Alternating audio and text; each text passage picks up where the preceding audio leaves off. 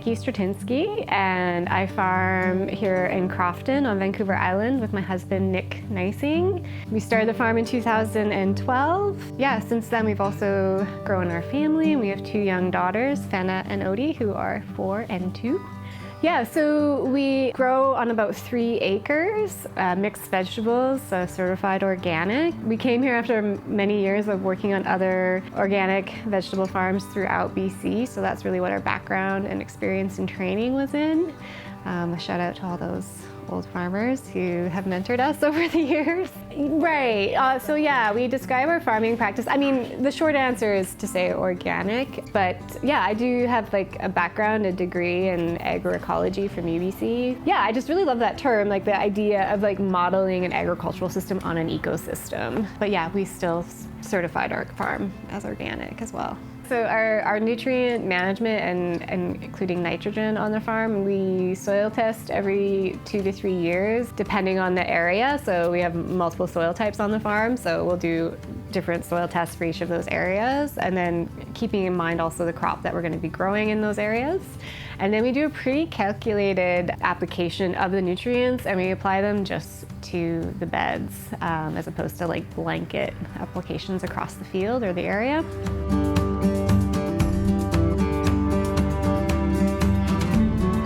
Yeah, nitrogen management is important because, well, first off, nitrogen is the most used nutrient by crops, so it's the one that's needed in the greatest quantities. And nitrogen is particularly tricky because it's fairly mobile in soil, and it has a lot of different forms it can take. So having it in the right form for the crop at the right time can sometimes be particularly difficult. Well, we want to apply nitrogen in the right rate, first so that the crop can take it up and make sure it has enough nitrogen available so that it achieves optimum growth and yield.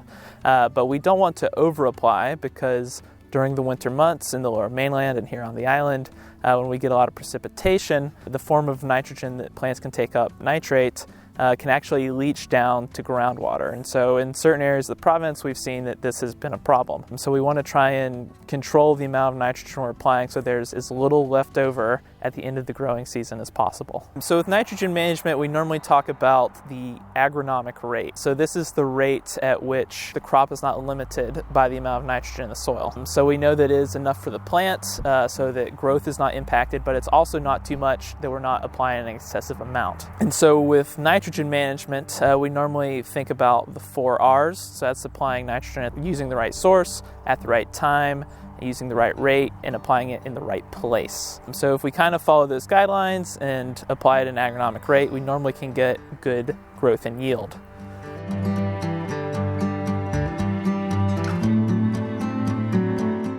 Yeah, so what I like to think about is, maybe in a system such as this, we don't expect any nitrogen to be in the soil at the beginning of the year.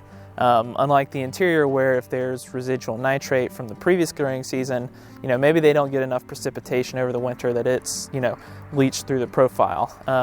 So here, taking a soil sample for nitrogen at the beginning of the year probably won't be the most effective thing. However, in an organic operation like this and in these soils, they are probably getting a fair amount of nitrogen from mineralization of soil organic matter. So when they're thinking about the amount of nitrogen they want to apply, they want to kind of estimate how much that'll be, and then if they have a cover crop, they may want to estimate how much nitrogen is coming from a cover crop. And then, trying to meet that agronomic rate, the next thing they would think about is nitrogen from their fertilizer sources. So something like feather meal or bone meal, they know how much nitrogen is in that. So if they apply it at the right time, these nutrients will become available to the plant, and they can use that to meet their agronomic rate. And then at the very end of the year, we're going to take a post-harvest nitrate test.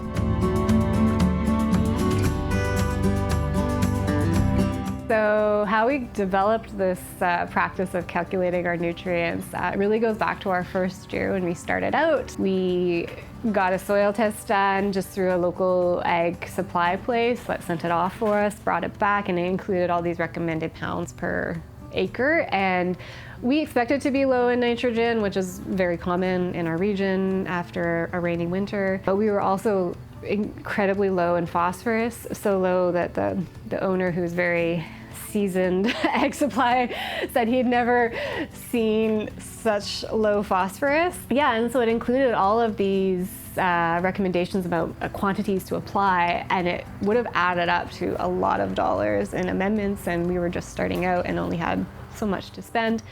So we applied some portion of that, and we also just blanket applied it across the area we were going to be growing in that year. And then once we started growing that season, things did not grow very well. And so I actually went back to them and asked, like, what could be going on? And he made the recommendation that we apply more, but that we apply it just to the beds. And it did seem to help. So from there, moving forward in the subsequent years, especially as we expanded into new areas on the farm, we took that approach. So we were applying very calculated amounts of nutrients to make sure we were meeting, especially that low phosphorus. And then as a way to save money and make sure that the money we were putting on the field in the form of amendments was getting to the crops, we applied just to the beds. So the other option would have been to apply bone meal, because that does include some phosphorus, but if we were to apply enough bone meal to meet phosphorus, we would have been over applying nitrogen, and probably potassium too for that matter. So we'll kind of be wasting money, not to mention nutrients. And also bone meal, of all the amendments we apply, is the most expensive. So that's how we started out. We ended up creating kind of our own personal nutrient calculator spreadsheet that we can enter in, let's apply X amount of bone meal to meet even maybe not all our nitrogen, but a portion of, and then we can apply, if we do that, how much of the straight phosphate, like soft rock phosphate, do we apply, and then potassium if there's any of that's lacking. Yeah, so we use a combination of those. Yeah, so we use a range of products like I already mentioned, because if we were just to use one standard NPK product, it wouldn't meet our demands. Like, it might meet the demands for one and be either short on another or over applying another. And so we use this combination of products to meet our specific demands based on the soil test. And then from that, I can calculate, I need for, say, 1,000 square feet, or an acre, I can say, we need X many pounds of the bone meal, X pounds of the phosphorus, and X pounds of the potassium. I can actually, then I have that narrowed down to a per bed basis. Well, our nitrogen sources, our main nitrogen source is the bone meal. Initially, we were also using alfalfa to meet sort of like the nitrogen gap, I guess. We've moved away from using alfalfa, in part, related to organic matter, but also I've also talked to a few farmers who've had some diseases introduced with the alfalfa as well. Just the last maybe 2-3 years, we've switched to using a feather meal, which is like I think it's straight nitrogen, just to make up whatever nitrogen gap we're not meeting with the bone meal. So we do also use compost. Initially, we started buying in compost initially. Finding good organic manure sources on Vancouver Island is quite difficult to do. There are some good compost products made here, but they're quite expensive and also hard to get in like larger quantity.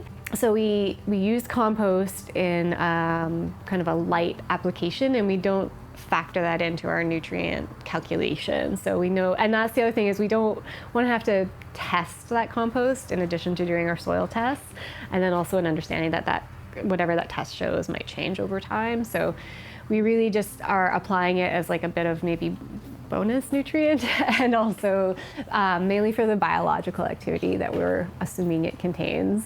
Yeah, and we didn't have a very good setup for making our own compost until a few years ago, and now we are starting to just from our own debris and waste, stir our own compost, and we've really just started to apply that a little bit.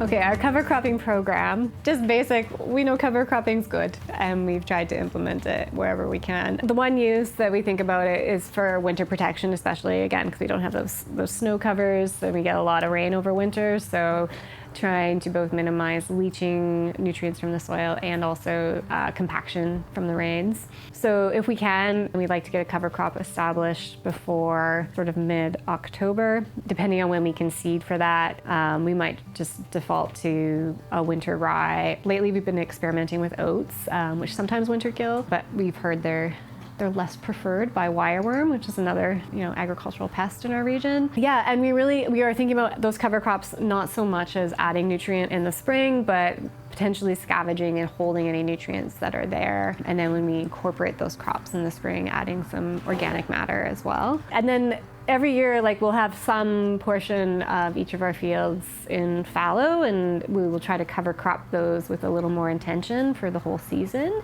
And that gives us opportunity to do a summer cover crop. And one thing we've been doing and had some success with, not every year, but enough that we keep trying, is doing a crop of buckwheat that we undersow with clover.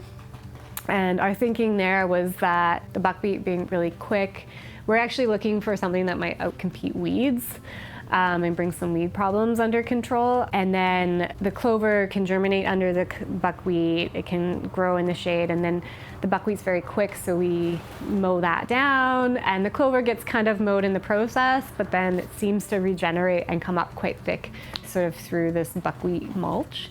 And then we have a clover cover crop established that will take us all the way through winter. Okay, so here we are in some clover. This patch was originally buckwheat, and that's what these stems are that you can see.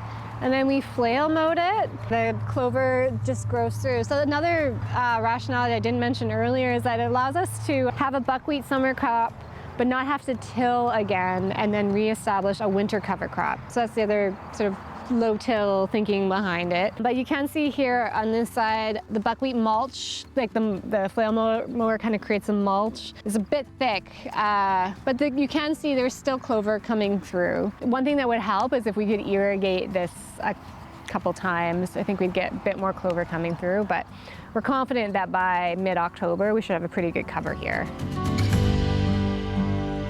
Yeah, among the many benefits of cover crops, one of them is, they're available to either take nitrogen up from the soil or fix nitrogen. So here we have a cereal rye cover crop, which actually generally establishes itself pretty quickly. So if you're able to establish it, late summer, early fall, it will generally take up a fair amount of post-harvest nitrate. And then when you come back the next year and are getting ready to plant, you're going to kill that cereal rye cover crop somehow. You'll either do something like roller crimper, or you'll plow it in, or you may even use herbicides, and it will release some of that nitrogen back to the soil, which will become a plant available form of nitrogen that your summer crop can take up. But instead, if you have something like clover, like we see right here, it will also take up nitrogen from the soil, but being a legume, it can also fix nitrogen from the atmosphere. But you'll get the same benefits, at the beginning of summer next year when you terminate that crop. It will supply nitrogen to that crop. So we won't say that 100% of the nitrogen in that crop will become available, but usually, somewhere between 25 and 50% of it probably will. And so that can offset the amount of nitrogen fertilizer or supplemental nitrogen that you need to add for your summer crop. So the other method we use to protect the soil over winter is tarping, and we use that a lot because we're in a very mild region. We're able to have crops in the ground till quite late, but when they come out, it's too cool and often too wet to establish a cover crop for winter, and so we figure rather than just having bare soil there for winter, we'll put a tarp on it. So that's really when we first started using tarps. And then we also found that sort of nice side benefit was in the spring when we pulled that tarp off, we had this lovely soil. We didn't have to wait for any cover crop to break down. It was pretty much ready to go. But then we participated in this tarping study. Yeah, I think an interesting finding of that was that there did seem like there was less leaching from soils under the tarps over winter. So in addition to protecting the soil a bit, was also decreasing the amount of nitrogen that leached away over winter.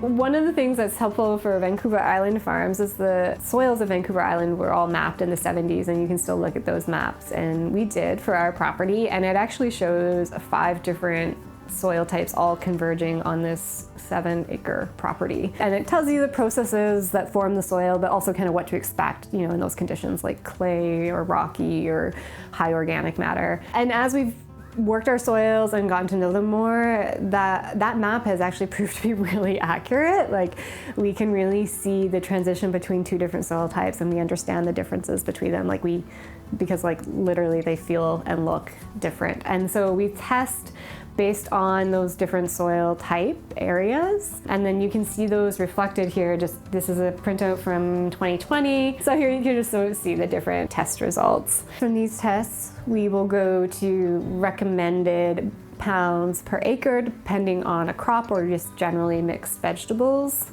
And then we use that to feed into our own spreadsheet that tells us how much of a specific amendment product to apply, and I can show you that in a minute.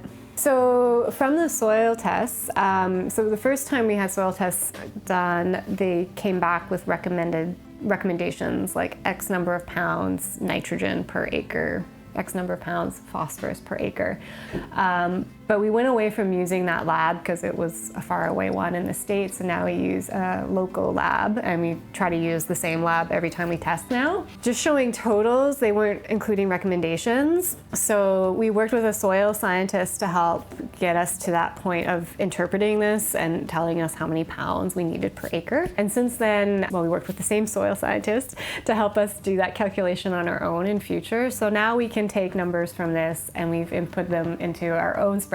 And if you were to like do a close comparison, this spreadsheet is essentially the same columns as what you see on the tests from the lab. And at the top there's an ideal range, which this range is what we've pulled from BC Ministry of Ag. They have ideal ranges for various crops. And then from there we can calculate the pounds per 1,000 square feet. And now we're not relying on the soil scientist every year to do it for us. But from figuring out that target, we feed that into the spreadsheet that we developed right at the start when we were having all these challenges with nutrients, that allows us to enter sort of a suite of different amendments and figure out how much we need to apply on a bed per bed basis, so that we have this like cheat sheet basically in our workshop, so staff can like look at it and go, oh, I'm amending a bed in field 3, how many pounds of each thing do I need, mix them together and apply them. And so the spreadsheet is set up. Each tab in this file represents a different field or soil type area. So one test for an entire area of like fairly similar soil type, and also potentially fairly similar crops will be growing there this year. So this is from field 2. Here we have our sort of target nutrients or possible target nutrients. And here across each of these different colors represents a type of amendment. So we start out with our bone meal, and then these yellow cells are the NPK of the product. And so because some years, year to year, the amendment, even if it's the same one, those numbers will change slightly. For 1,000 square feet, this spreadsheet tells me I need 27 pounds of fish meal to meet my nitrogen needs. And I might just go ahead and apply that much, but like I said, if I do that, I might over apply phosphorus. So instead I'm gonna say, well, what happens if I apply 9 pounds of fish meal? And then it tells me the amount still remaining that needs to be applied and met by something else. And there you can see alfalfa is still in the spreadsheet, but I've decided to apply 0. So I kind of keep moving left to right. Here's where the feather meal shows up. So it's telling me now if I'm gonna meet that remaining 0.7 pounds per 1,000 square feet of nitrogen that's missing, I need to apply roughly 6 or 7 pounds of the fish meal. And I kind of work across, and then I end up still with some residual phosphorus and potassium needed, and I meet those through applying potash and guano. But these do feed into pounds per bed for the field, and that actually feeds into like a really quick sort of cheat sheet that I mentioned already that goes in our workshop. It also tells me like how much of a product I need to order for a year. But what I do like about it is that I can change the quantities of the amendment if the amendment changes, or perhaps I try a new product and have it factor into how many pounds to apply. And then at the very end of the year, we're going to take a post-harvest nitrate test. And so that really has two uses. One is environmental, so it's measuring the amount of nitrate that is susceptible to leaching during the dormant season. And then for our purposes, it has an agronomic use. So we can compare that post-harvest nitrate test, the amount of nitrate that we've measured, to the amount of nitrogen we've applied over the year. And we can think about that agronomic rate and determine, maybe if we applied a little bit too much or maybe we applied too little. And to do that, we're going to think about our yield as well. So if we have what we would consider high post-harvest nitrate as well as a good yield, we could probably consider, reducing the rate we're applying. However, if we have very little post-harvest nitrate and we didn't have a very good yield, it's very possible that our agronomic rate is actually higher than what we've been applying. So we may want to increase our rate. So a post-harvest nitrate test, really as soon as the crop comes off at the very end of summer or beginning of early fall. We're doing this test because we want to know how much residual nitrate is left in the soil. So at this point in the year, having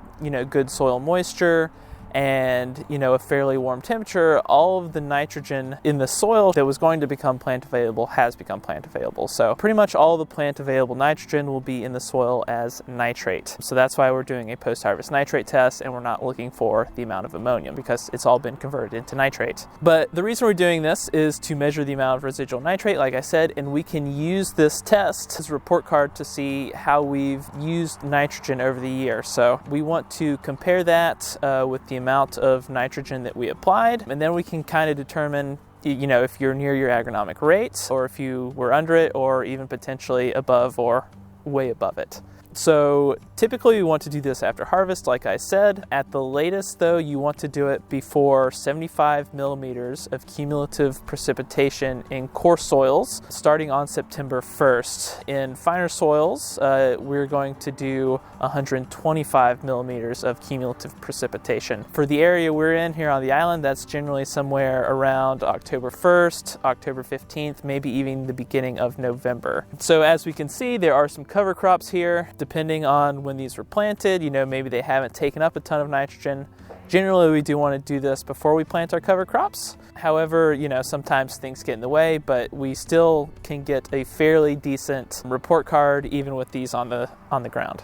So generally we want to take our post-harvest nitrate tests, immediately after harvest of our summer crop. However, sometimes that's not always possible. We may still have crops in the soil, but at that time of the year, we should be able to take the sample and it should be fairly accurate because at that point, most crops are done taking up nitrogen. Again, if you have planted a cover crop, and if you're able to take the sample before it gets, very well established and is able to take up a significant amount of nitrogen, then your results should still be pretty accurate then too. Ideally, the best case scenario is you do it after crop harvest, but the important thing is to do it before nitrate is leached down through the soil profile. So generally try and get your sample taken, for most areas is between October 1st and November 1st.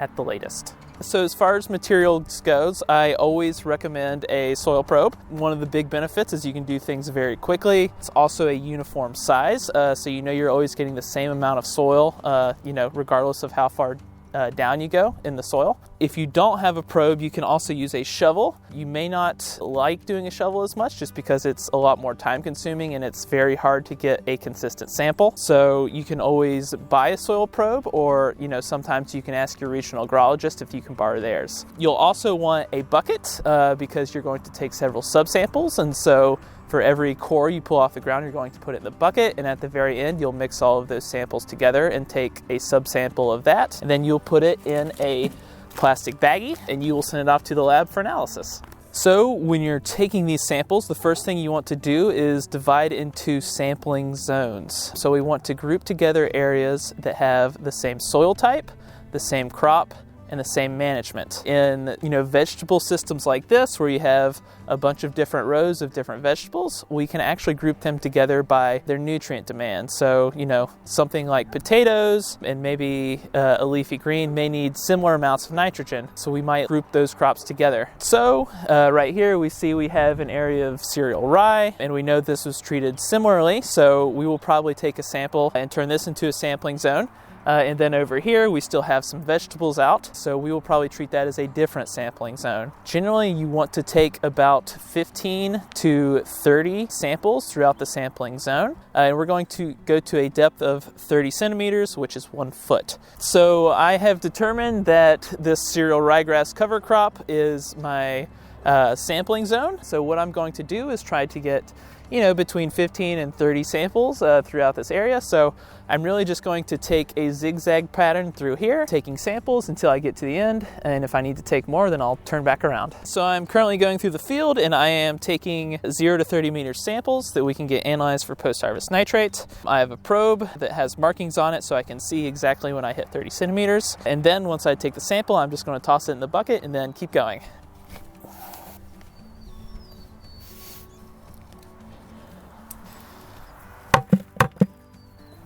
All right, now that we've taken our samples, the next step is to get it into the bags so we can send it off to the laboratory. Right here, I have all the soil I've collected. So the next thing I want to do is break this up as much as possible and then mix it up as much as I can, because we're only going to send about a pound of this soil to the lab. And from there, they will probably take an even smaller sample from it. So we want to make sure we mix it very, very well. So if you still see any cores left over, you want to do your best to break those up, because those are obviously soil that might not be analyzed if you send it to the lab like that. So really, we've got about half our bag full. That should be plenty for the lab. They'll probably use, maybe 5 to 10 grams of soil. So, maybe not even a tenth of this soil they'll analyze. So make sure you mix it very, very well.